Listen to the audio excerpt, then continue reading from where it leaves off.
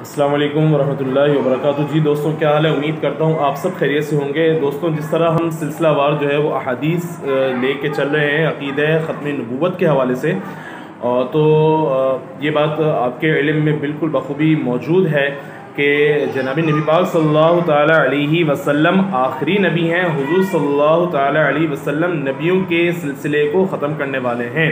آپ صلی اللہ علیہ وسلم کے بعد کوئی نبی نہیں آئے گا، نہ پیدا ہوگا۔ صحیح مسلم کی ایک حدیث ہے، اور یہ حدیث مشکات میں بھی موجود ہے، جو میں آپ کے سامنے عرض کرنے لگا ہوں کہ حضرت ابو ہریرہ رضی اللہ تعالیٰ عنہ سے روایت ہے کہ جناب نبی کریم صلی اللہ تعالیٰ علیہ وسلم نے ارشاد فرمایا کہ مجھے انبیاء کرام پر 6 چیزوں پر فضیلت دی گئی ہے۔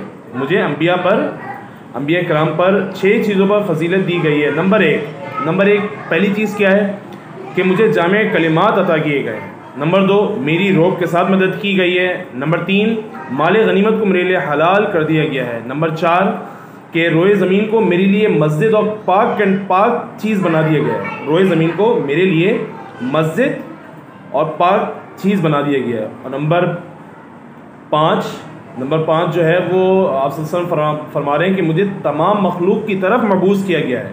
اور نمبر 6 چیز میں جو نبی پاک صلی اللہ تعالیٰ علیہ وسلم ارشاد فرما رہے ہیں کہ مجھ پر نبیوں کا سلسلہ ختم کر دیا گیا ہے۔